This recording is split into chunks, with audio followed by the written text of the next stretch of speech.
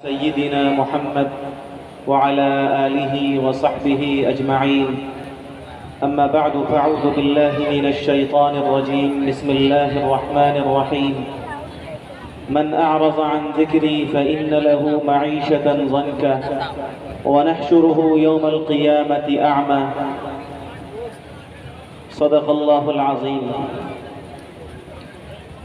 سب سے پہلے آج کے اس پروگرام میں تعزیت کے مستحق ہیں مدرسہ مدینۃ العلوم عمری کے اساتذہ انتظامیہ، خاص طور سے حضرت مولانا عبدالمنان صاحب رحمانی عمری، کہ آپ کے اس ادارے کے ایک عظیم اور اس ادارے کے لیے فکر کرنے والے ایک لائق فائق متحرک جواں سال حافظ محمد اکرام صاحب اب آپ کے درمیان نہیں ہیں. اللہ تعالیٰ ان کے درجات بلند فرمائیں. موت ایک ایسا حادثہ ہے جس کا شکار بہرحال ہر ایک کو ہونا ہے. موت سے کس کو رستگاری ہے، آج تمہاری کل ہماری باری ہے. فارسی کے کسی شاعر کا بڑا خوبصورت جملہ ہے، در جہاں گر کسے پائندہ بودے ابو القاسم محمد زندہ بودے صلی اللہ علیہ وسلم، کہ اگر اس دنیا کے اندر کسی کو ہمیشہ کی زندگی مقدر ہوتی اور اس دنیا میں اگر کسی کے لیے ہمیشہ رہنا مقدر ہوتا تو اس کے سب سے زیادہ حقدار ہمارے آقا سرکار دو عالم جناب محمد الرسول اللہ صلی اللہ علیہ وسلم کی ذات گرامی تھی، کیونکہ اللہ تعالیٰ کو آپ سے زیادہ پیار کسی سے تھا ہی نہیں. اللہ تعالیٰ کو سب سے زیادہ پیار اپنے اس حبیب سے، ہمارے آقا سرکار دو عالم صلی اللہ علیہ وسلم سے، اور انسانیت کو اور انسانیت کے لیے سب سے زیادہ نفع بخش ہستی ہمارے آقا جناب محمد الرسول اللہ صلی اللہ علیہ وسلم کی تھی. لیکن وہ ذات جو اللہ کو سب سے زیادہ محبوب تھی اور وہ ذات جو قیامت تک کے انسانوں کے لیے سب سے زیادہ نفع بخش تھی، ایک وقت آیا کہ اللہ تبارک و تعالی نے انہیں بھی اپنے پاس بلا لیا. اس لیے موت کے حادثے پر صبر کرنا، جانے والوں کے لیے دعائیں کرنا اور ان کے بعد ان کے چھوڑے ہوئے کاموں کو آگے بڑھانا یہ ہماری ذمہ داری ہے. جس طرح انہوں نے اپنی زندگی اس ادارے کے لیے لگائی، اپنے اوقات کو لگایا، عمری کے لوگ اس ادارے کے انتظامیہ ذمہ داران، ان کی ایک بڑی ذمہ داری یہ ہے کہ وہ اس ادارے کے لیے اپنے آپ کو لگانے والے بنے. حضرات گرامی، آج کے اس پروگرام میں اپنی شرکت کو اپنی سعادت سمجھتا ہوں، اس معنی کر کہ آج کا یہ جلسہ قرآن کریم کی نسبت رکھتا ہے. آپ بیک گراؤنڈ پہ جو بینر لگا ہے اسے دیکھ رہے ہیں کہ یہ جلسہ حفاظ کرام کی دستار بندی کی مناسبت سے منعقد ہو رہا ہے. وہ بچے جنہوں نے قرآن مجید کو اپنے سینوں کے اندر محفوظ کیا ہے، ان کے سروں پر اس وقت تھوڑی دیر کے بعد ان کے اکابر کے ہاتھوں، علماء کے ہاتھوں دستار فضیلت رکھا جانا ہے، اور اسی مناسبت سے یہ پروگرام منعقد ہوا ہے. اگر کوئی ہم سے یہ پوچھے کہ ایک ایمان والے کے پاس سب سے بڑی دولت کیا ہے، ایک ایمان والے کے پاس سب سے بڑا اللہ کا انعام کیا ہے، تو وہ شخص جس کا اللہ تعالیٰ کی ذات پر یقین ہے، اللہ کی شریعت پر ایمان ہے، وہ بغیر کسی پس و پیش کے یہ کہہ سکتا ہے کہ ایک ایمان والے کے پاس اللہ تعالیٰ کی جو سب سے بڑی نعمت اس وقت موجود ہے وہ قرآن کریم کی نعمت اور قرآن کریم کی دولت ہے. لوگوں،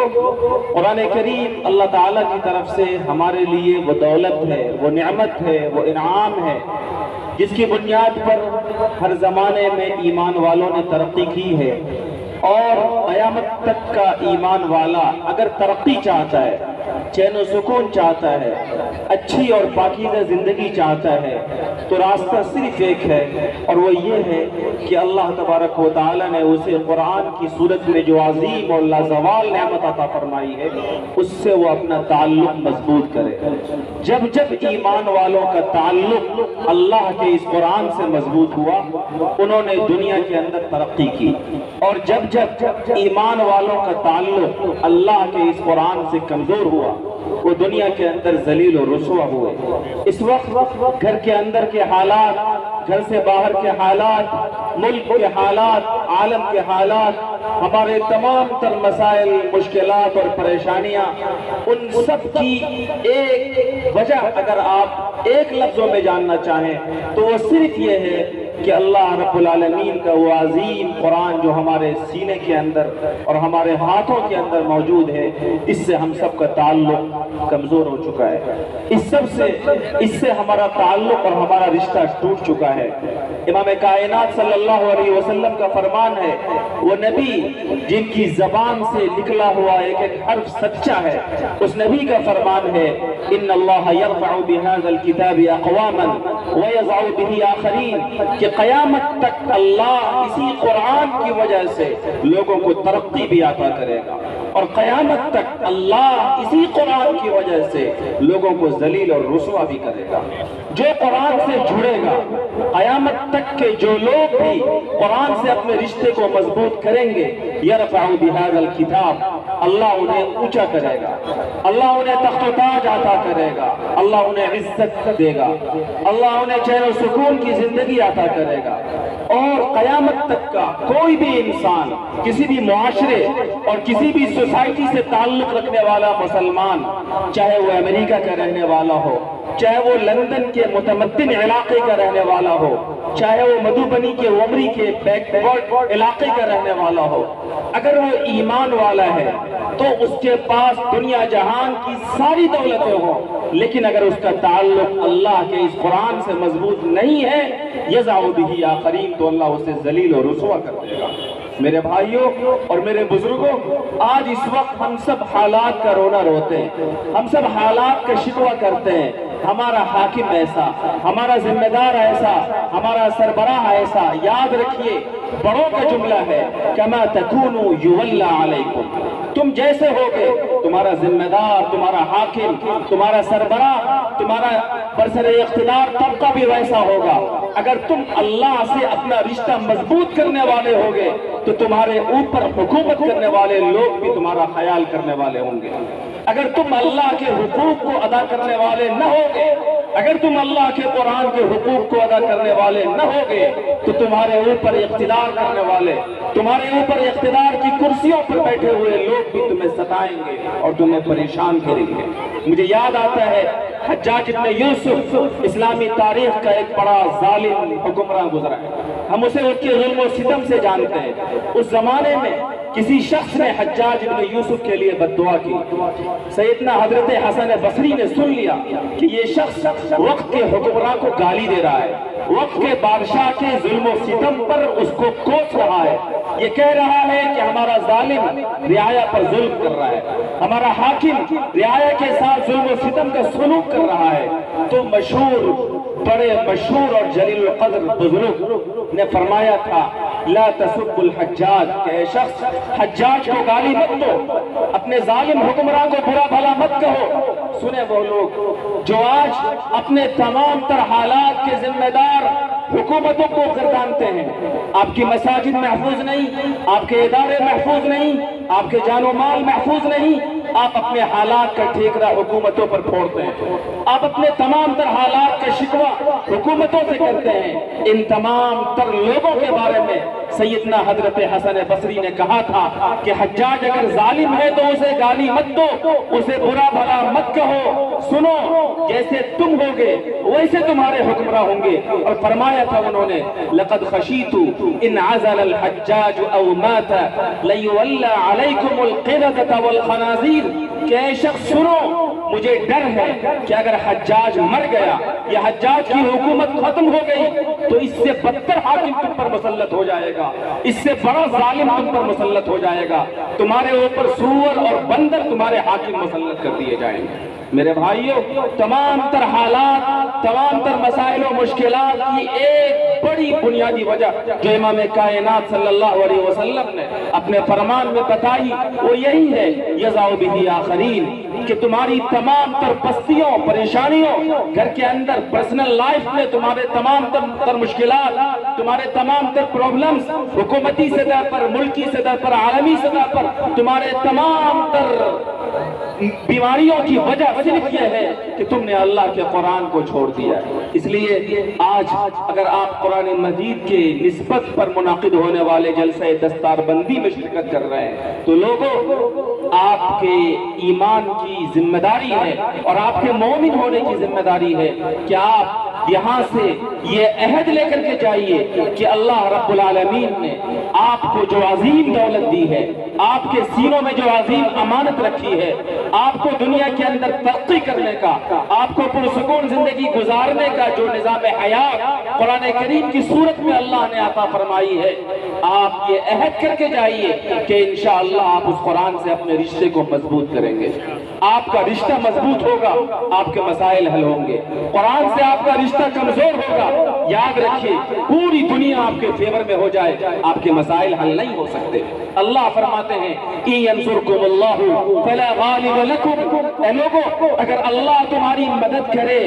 اگر اللہ تمہاری مدد کرے تو کوئی تم پر غالب نہیں آ سکتا۔ اور قرآن کہتا ہے اِن تَنْصُرُوا اللَّهَ يَنْصُرْكُمْ وَيُثَبِّتْ أَقْدَامَكُمْ، کہ اگر تم اللہ کی مدد کرو گے، اگر تم اللہ کے قرآن پر جمو گے، اگر تم اللہ کے احکامات پر عمل کرو گے، اگر تم اللہ کے احکامات کے شارح اپنے آقا جناب محمد الرسول اللہ صلی اللہ علیہ وسلم کی تعلیمات اور آپ کی احکامات پر عمل کرو گے، ان تنصروا اللہ، اگر تم اللہ کی مدد کرو گے، ینصرکم، تو اللہ تمہاری مدد کرے گا، وَيُثَبِّتْ أَقْدَامَكُمْ، تمہارا مخالف کوئی بھی ہو، تمہارے اس مخالف حکومت، تمہارے اس مخالف طاقت کے مقابلے میں اللہ تمہاری مدد کرے گا اور تمہاری قدموں کو جمع دے گا۔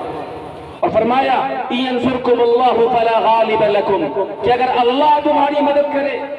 تو تم پر کوئی غالب نہیں آ سکتا۔ اگر تم نے اللہ کے دین پر اپنے آپ کو کھڑا کیا،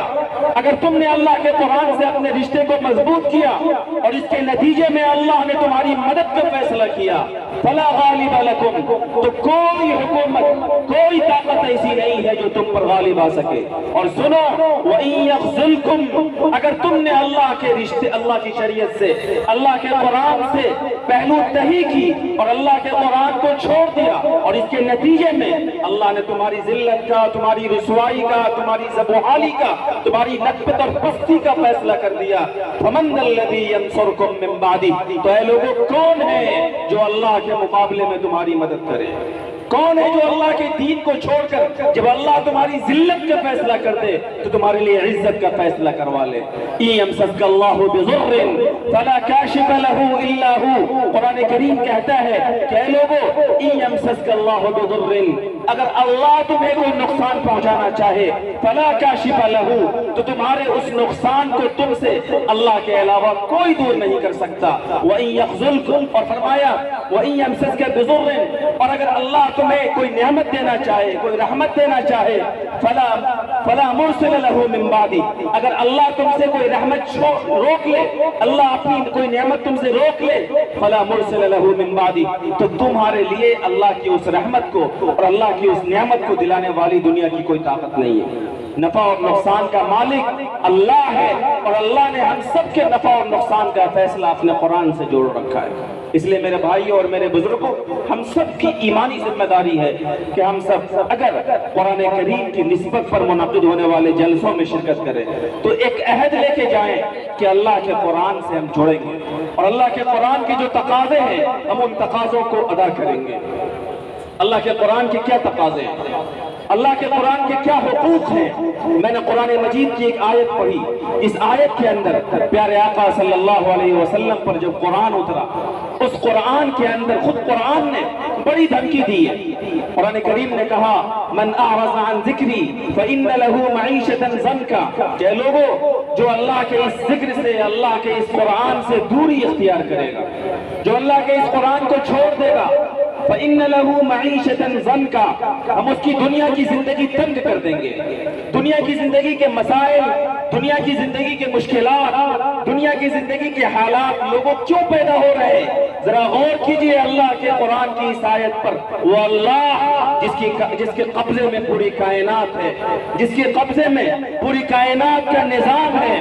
اس اللہ کے فیصلے کے بغیر درخت کا کوئی پتا اور زمین کا کوئی ذرہ اپنی جگہ سے نہیں ہلتا، وہ اللہ کہہ رہا ہے من اصدق من اللہ قیلا، جس اللہ سے سچی بات کسی کی نہیں ہو سکتی، لن یخلف اللہ وعدہ، جس اللہ کے وعدے میں کوئی خلاف ورزی نہیں ہو سکتی، جس اللہ کے قرآن کا ایک ایک حرف سچا، جس اللہ کے قرآن کا ایک ایک لفظ سچا، وہ اللہ کا قرآن کہہ رہا ہے من اعرض عن ذکری، کہ جو دنیا کا انسان بھی، جو ایمان والا بھی میرے اس ذکر سے اعراض کرے گا، میرے قرآن سے روگردانی کرے گا، فإن له معیشة ضنکا، ہم اس کی دنیا کی زندگی تنگ کر دیں گے،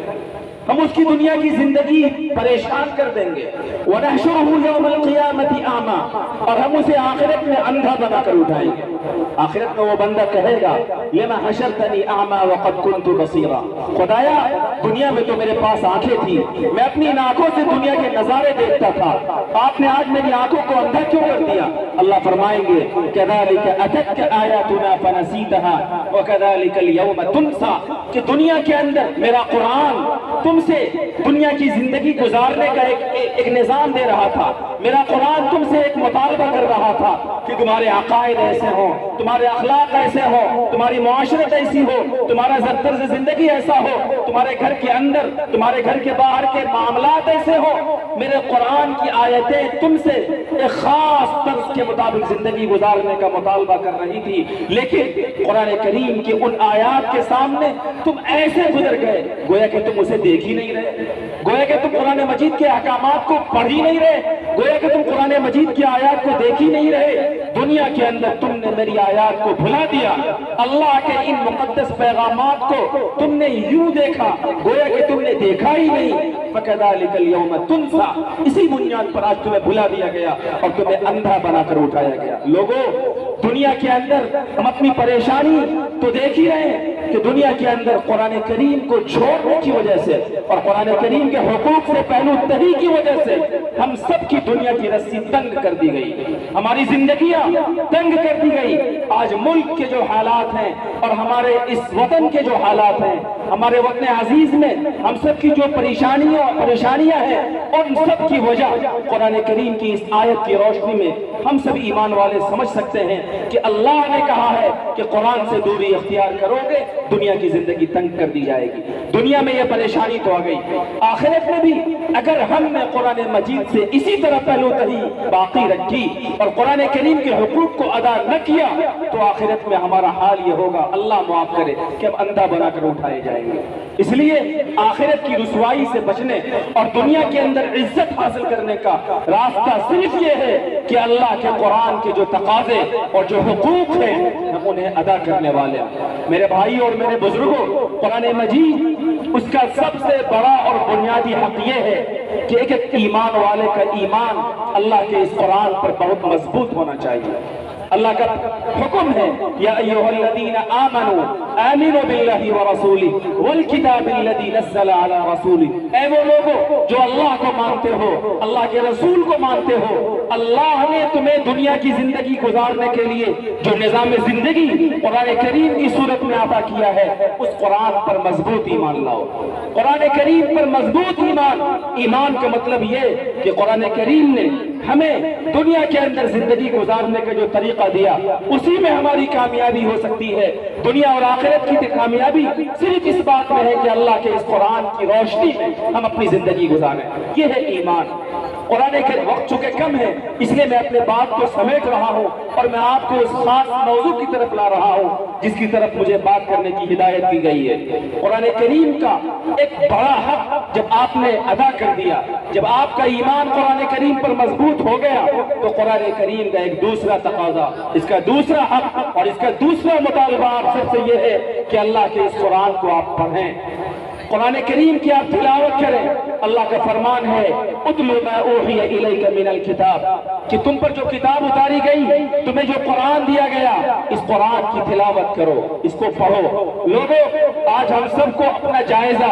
لینا چاہیے، اپنا محاسبہ کرنا چاہیے۔ میں آپ کو کیوں کہوں، آپ خود اپنی زندگیوں کو دیکھیے کہ قرآن کریم کا یہ جو دوسرا بڑا حق ہے کہ اللہ کے جس قرآن کو ہم مانتے ہیں اور مانے بغیر، جس پر ایمان کے بغیر ہم مومن نہیں ہو سکتے، اللہ کے اس قرآن کا جو دوسرا بڑا مطالبہ تلاوت کا ہے، اس کے پڑھنے کا ہے۔ ہم میں سے کتنے لوگوں کو قرآن کریم پڑھنا آتا ہے؟ اور جن کو پڑھنا آتا ہے کتنے لوگ ہیں جو قرآن کریم کی تلاوت کرتے ہیں؟ صورتحال یہ ہے کہ ہمارے پاس اخبارات پڑھنے کے لیے، ہمارے پاس فیس بک، واٹس ایپ اور سوشل میڈیا پر گھنٹوں ضائع کرنے کے لیے قیمتی اوقات ہیں۔ اگر ہمارے پاس وقت نہیں ہے تو دن رات کے 24 گھنٹوں میں اللہ کے اس قرآن کو پڑھنے کے لیے وقت نہیں ہے۔ حالانکہ ہمارے بزرگوں میں ایسے لوگ ہیں جنہوں نے ایک ایک دن میں ایک ایک قرآن مجید ختم کرنے کا پوری زندگی کا اپنا معمول بنایا۔ رات و دن قرآن مجید کا ایک ایک ختم کرنا ان کی زندگی کے معمول کا ایک حصہ ہے۔ اور بزرگوں نے یہ لکھا ہے کہ ایک آدمی کم از کم ایمان والا اپنی زندگی کے اندر ایک پارہ قرآن کریم کی تلاوت لازماً کرے۔ ہر حال میں ایک ایمان والے کی ذمہ داری ہے کہ وہ قرآن مجید کے ایک پارہ کی تلاوت کرے، اور قرآن مجید کی تلاوت صحیح کرنا یہ ہماری ذمہ داری ہے۔ اللہ فرماتے ہیں رتل القرآن ترتیلا، اے لوگوں قرآن کریم کو صحیح پڑھو، ویسا پڑھو جیسا کہ اللہ نے پڑھنے کا حکم دیا ہے۔ آج کوئی قرآن کریم کو انگریزی میں پڑھ رہا ہے، کوئی ہندی میں پڑھ رہا ہے، کوئی میتھلی میں پڑھ رہا ہے۔ ہم نے دنیا کی چیزوں کو سیکھنے کے لیے اپنے وقت کو فارغ کیا، لیکن اللہ کا وہ قرآن جو ہمارے پاس سب سے بڑی نعمت ہے، اس قرآن کو سیکھنے کے لیے ہم نے وقت فارغ نہیں کیا۔ امام جزری رحمت اللہ علیہ بہت بڑے عالم ہیں، ان کا بڑا مشہور شعر ہے وَالْأَخْذُ بِالتَّجْوِيدِ حَتْمٌ لَازِمٌ وَمَنْ لَمْ يُجَوِّدِ الْقُرْآنَ فَهُوَ آثِمٌ، کہ قرآن کریم کو تجوید کے ساتھ، صحت مخارج کے ساتھ پڑھنا یہ فرض ہے، اور جو ایمان والا قرآن مجید کو تجوید کے ساتھ صحیح نہیں پڑھتا وہ گنہگار ہے۔ لوگوں، ہم سب گنہگار ہیں، اور وہ سارے ماں باپ جو ماں بہنیں پردے سے سن رہی ہیں وہ بھی سنیں اس بات کو کہ اگر ہم اپنے چھوٹے چھوٹے بچوں کو قرآن کریم صحیح نہیں پڑھاتے تو ہم اللہ کی نگاہ میں مجرم ہیں۔ آپ اپنے بچوں کو قیمتی کپڑے دے دیجئے، آپ اپنے بچوں کو قیمتی موبائل دے دیجئے، آپ اپنے بچوں کو اچھے کھانے کھلا دیجئے، آپ اپنے بچوں کے لیے اچھے سے اچھے محلات بنا دیجئے، لیکن یاد رکھیے اگر آپ نے اپنے بچوں کو قرآن کریم صحیح پڑھانا نہیں سکھلایا، مدرسہ مدینۃ العلوم جیسے وہ ادارے جہاں بچوں کو صحیح اللہ کا قرآن پڑھایا جاتا ہے، ان جیسے اداروں میں ڈال کر اپنی گود میں پلنے والے چھوٹے چھوٹے نونہال بچوں کو اللہ کے اس قرآن کی صحیح تلاوت نہیں سکھائی تو اللہ کی نگاہ میں آپ مجرم۔ آپ کی ساری دولتیں، آپ کے بچوں کے لیے ساری محبتیں، آپ کے بچوں کے لیے سارے تحفے، آپ کے بچوں کے لیے ساری قربانیاں، سارے برانڈڈ انعامات اور پرائز، وہ سب بے معنی ہیں اگر آپ نے اپنے بچوں کو قرآن مجید نہیں سکھایا۔ لیکن اگر آپ نے اپنے بچوں کو صحیح قرآن سکھا دیا، اسے صحیح تعلیم سے آراستہ کر دیا، اس کی صحیح تربیت کر دی، تو یاد رکھیے میں نہیں، اللہ کا سب سے باعزت نبی، اس کائنات میں اللہ کے بعد سب سے زیادہ باعزت نبی امام کائنات جناب محمد الرسول اللہ صلی اللہ علیہ وسلم نے اپنی زبان سے اعلان فرمایا کہ ایک ماں باپ کا اپنے اولاد کے لیے سب سے بہترین تحفہ یہ نہیں ہے کہ اس کے لیے اچھے کپڑے کا انتظام کیا جائے، اس کے لیے اچھے مکانات کا انتظام کیا جائے، اس کے لیے انگلش میڈیم اسکول میں مہنگے فیسوں کے ذریعے سے تعلیم کا انتظام کیا جائے۔ ہاں، اپنی اولاد کے لیے ایک ماں باپ کا سب سے قیمتی قیمتی تحفہ یہ ہے کہ دنیا کی مادیت سے بچا کر اور دنیا میں ماں باپ روکھا سوکھا کھا کر پھٹا پرانا پہن کر اور چھپڑ کے مکانات میں رہ کر اپنے بچوں کے لیے صحیح تعلیم اور صحیح تربیت کا دنیا کے اداروں میں کمرشل اسکولوں میں ڈالنے سے پہلے دنیا کی فیکٹریوں میں پیسہ کمانے سے پہلے دینی اداروں میں ڈال کر اسے قرآن کریم صحیح پڑھانا سکھا دیا. تو اگر ماں باپ نے اپنے بچوں کے لیے صحیح تعلیم و تربیت کا انتظام کر دیا تو یہ اس ماں باپ کا اپنے بچوں کے لیے سب سے قیمتی تحفہ ہے. تو یہ قرآن کریم کا دوسرا بڑا حق ہے کہ ہم اس کی صحیح تلاوت کریں. ہم قرآن کریم پڑھنا نہیں جانتے تو یاد رکھیے گرچہ آپ بوڑھے ہو گئے لیکن آپ پر قرآن کریم کا سیکھنا فرض ہے. یہ عجیب ٹریجڈی ہے. ہم نے یہ سمجھ رکھا ہے کہ قرآن مجید کو سیکھنے کی عمر بچپن کی ہے. اگر ہم نے بچپن میں قرآن نہیں سیکھا تو بعد میں ہم نہیں سیکھ سکتے. میرے بزرگوں یاد رکھیے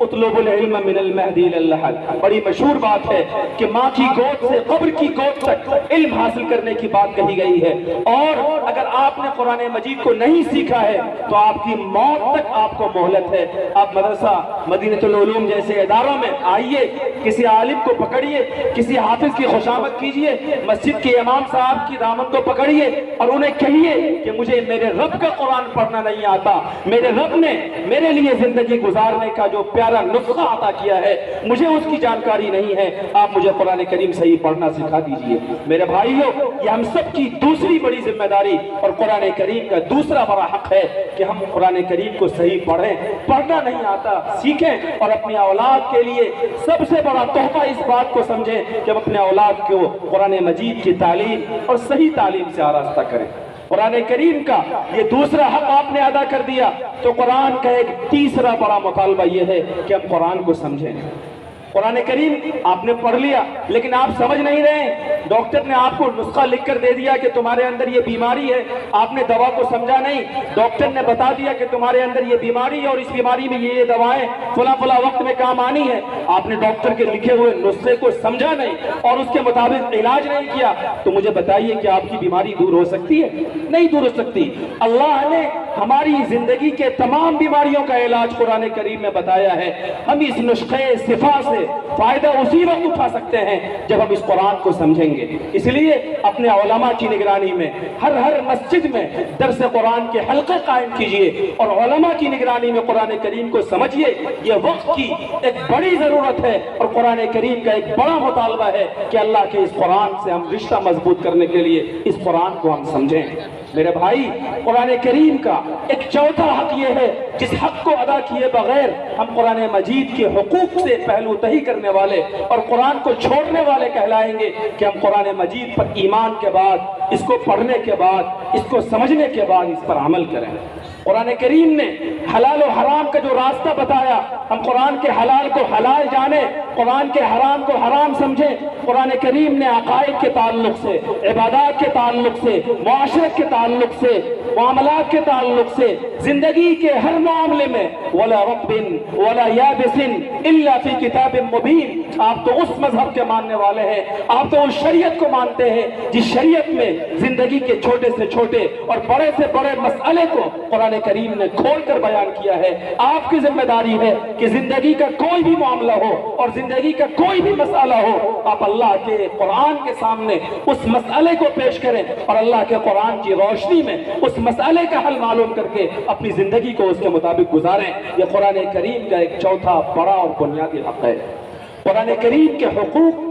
ہم کس درجے میں ادا کرتے ہیں اور قرآن کریم کا خاص طور سے یہ حق کہ قرآن کریم کی روشنی میں زندگی کے تمام تر مسائل کو حل کرنا ہم کس درجے میں کرتے ہیں. آج مسلم معاشرے کو سوچنے کی, غور کرنے کی ضرورت ہے. اور مدینہ العلوم کے اس جلسے میں جبکہ آپ دستار بندی کی مناسبت سے اور قرآن کی نسبت سے اس پروگرام میں شرکت کر رہے ہیں, ہر شخص کو اپنا جائزہ لینا چاہیے کہ مجھ سے میرے رب نے قرآن کریم میں زندگی گزارنے کا جو طریقہ بتایا ہے اس طریقے کے مطابق ہماری زندگی کتنی گزرتی ہے.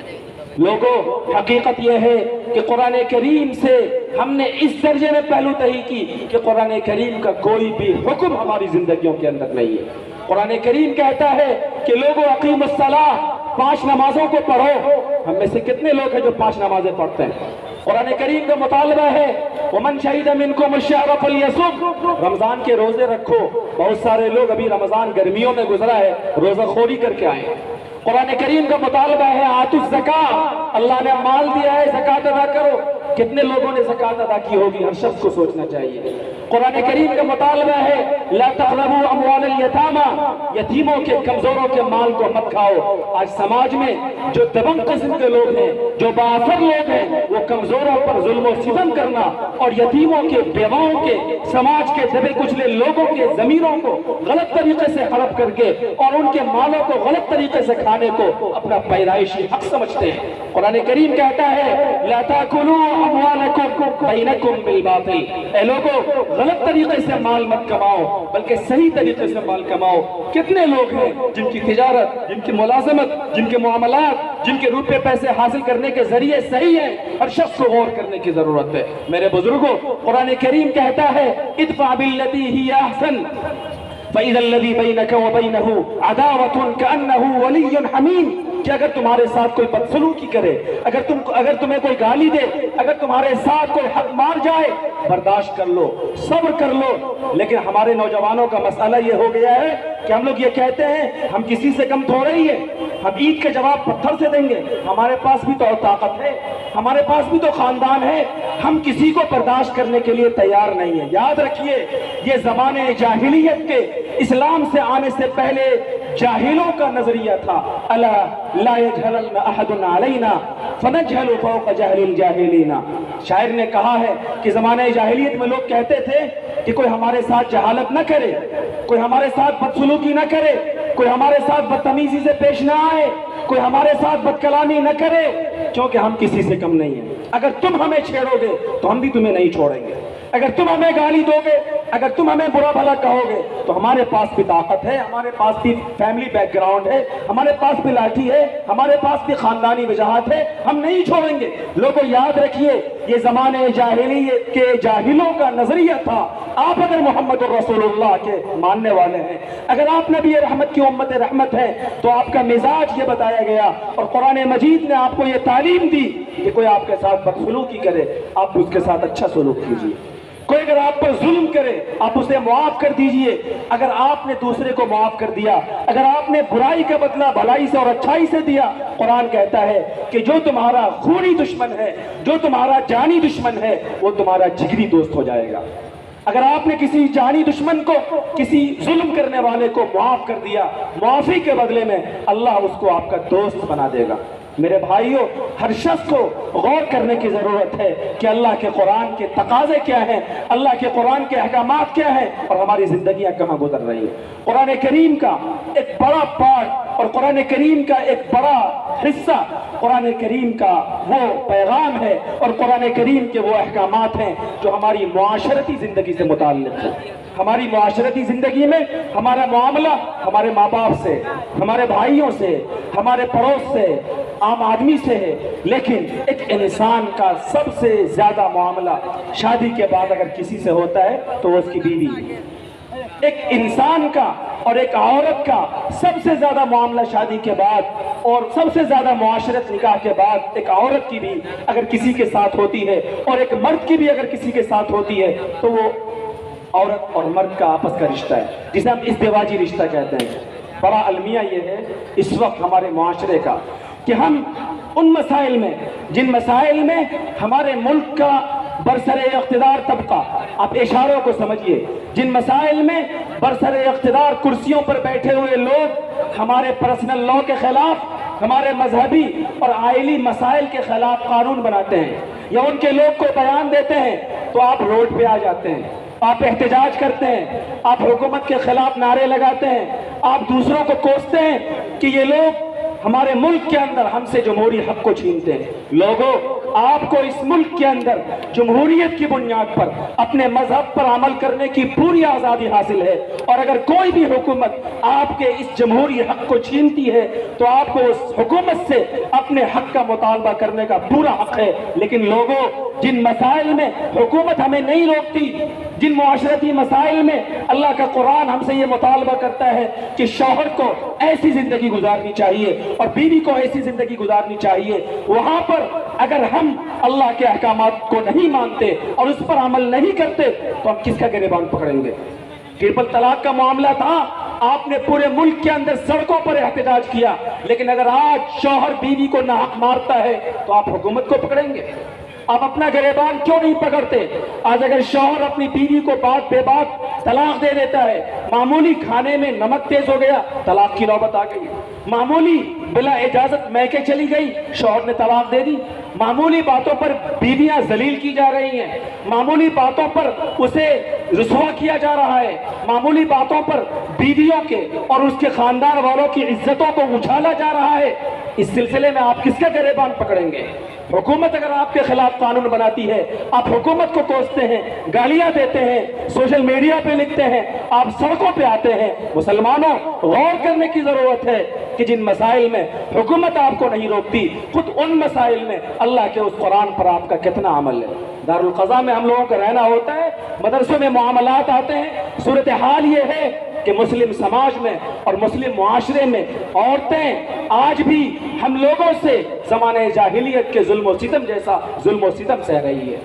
آج معمولی باتوں پر عورتیں ذلیل و رسوا کی جا رہی ہے۔ معاملات آتے ہیں کہ معمولی باتوں پر عورتوں کو 3 طلاق دے دی گئی اور اسے چھوڑ دیا گیا، اسے لٹکا کر رکھ دیا گیا، 10 سال سے عورتیں الگ ہیں۔ کیا نکاح اور طلاق کے سلسلے میں شریعت کا کوئی قانون نہیں ہے؟ کیا نکاح اور طلاق کے سلسلے میں شریعت نے ہمیں آزاد کر رکھا ہے؟ میرے بھائیوں اور میرے بزرگوں، یہ تفصیل کا وقت نہیں ہے، ذمہ داری ہے ہماری کہ ہم زندگی کے ان مسائل کو، جن مسائل کو ہم برتتے ہیں، ان مسائل میں اللہ کے قرآن کا حکم معلوم کریں اور ان مسائل میں اللہ کے قرآن کا حکم معلوم کر کے اپنی زندگیوں کو اس کے آگے جھکا دیں، کیونکہ یہی ہمارے ایمان کی پہچان ہے۔ اللہ فرماتے ہیں انما كان قول المؤمنین اذا دعوا الى اللہ ورسولہ لیحکم بینہم ان یقولوا سمعنا واطعنا، کہ ایک ایمان والے مرد کی اور ایک ایمان والی عورت کی ایمانی پہچان یہ ہے کہ وہ اللہ رسول کے فیصلے کے سامنے اپنے آپ کو جھکا دیتے ہیں۔ اللہ رسول کا جو فیصلہ زندگی کے جس معاملے میں آ گیا اسے وہ اپنا آخری فیصلہ سمجھ کر اسے مان لیتے ہیں اور اپنے سر کو جھکا دیتے ہیں کہ میرے لیے میرے رب کا یہ فیصلہ ہے تو اس کے خلاف میں نہیں کر سکتا۔ قرآن کریم میں شوہر بیوی کے رشتے کو یہ کہا گیا اخذنا منکم میثاقا غلیظا، کہ یہ بڑا مضبوط ایگریمنٹ ہے، یہ بڑا مضبوط معاہدہ ہے۔ شوہر اور بیوی یہ دونوں ایک دوسرے کے ساتھ پوری زندگی ایک پرسکون زندگی گزارنے کا باہم عہد و پیمان کرتے ہیں، اور اس رشتے کو مضبوط کرنے کے لیے شریعت نے حقوق بتائے۔ اللہ نے کہا متاعا بالمعروف حقا علی المحسنین، کہ بیویوں کے ساتھ اچھا سلوک کرنا یہ ایمان والے بہتر شوہروں کی ذمہ داری ہے۔ اللہ کا فرمان ہے عاشروہن بالمعروف، کہ اے شوہروں اپنی بیویوں کے ساتھ اچھا سلوک کرو۔ اللہ کا حکم ہے امساکم بمعروف او تسریح باحسان، کہ بیویوں کو یا تو اچھے سے رکھو، اچھے سے نہیں رکھ سکتے اسے اچھے سے الگ کر دو۔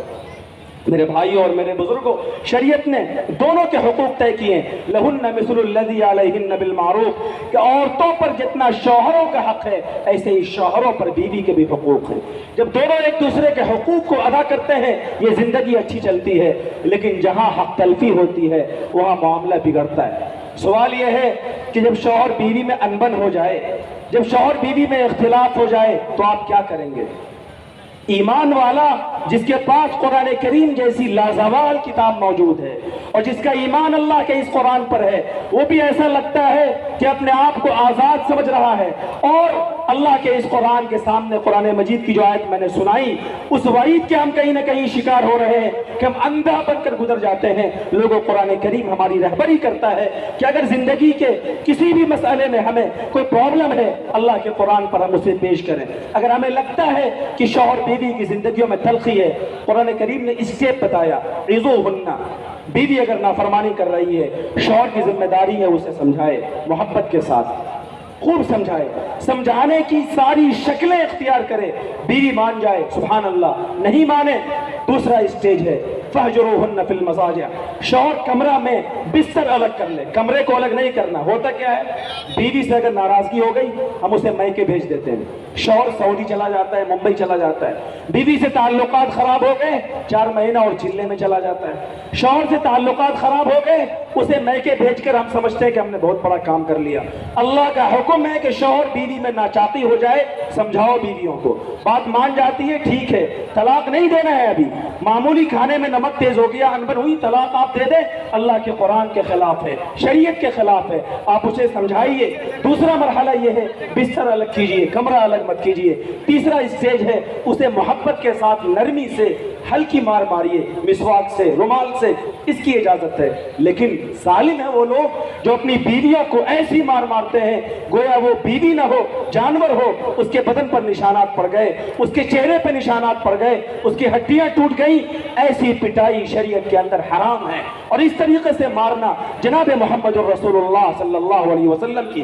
سیرت کے خلاف ہے۔ آقا نے فرمایا لن یضرب خیارکم، کہ اچھے شوہر اپنی بیوی کو کبھی نہیں مارا کرتے۔ تو اچھے شوہر ہونے کی پہچان یہ ہے کہ شوہر بیوی کو نہ مارے، لیکن اگر سمجھانے کے لیے مارنے کی ضرورت پڑ گئی، مفسر قرآن صحابی کا بیان ہے کبھی مسواک سے کبھی رومال سے اسے سرزنش کر دی، اس بات پر تنبیہ کے لیے کہ شوہر ناراض ہے، سمجھدار ہوگی وہ سمجھ جائے گی۔ تیسرا اسٹیپ ہے، چوتھے مرحلے میں اگر اس سے بھی بات نہیں بنی تو دونوں طرف کے ذمہ داروں، اور میں کہتا ہوں آج کے زمانے میں اس کی بہترین شکل دارالقضا ہے، وہاں معاملات کو پیش کیا جائے قاضی کے سامنے، قاضی دونوں شوہر بیوی کے معاملات کو دیکھ کر جو بہتر سمجھے وہ فیصلہ کرے۔ صلح کی صورت ہو، ہم لوگ تو دارالقضا میں صلح کی آخری کوشش کرتے ہیں،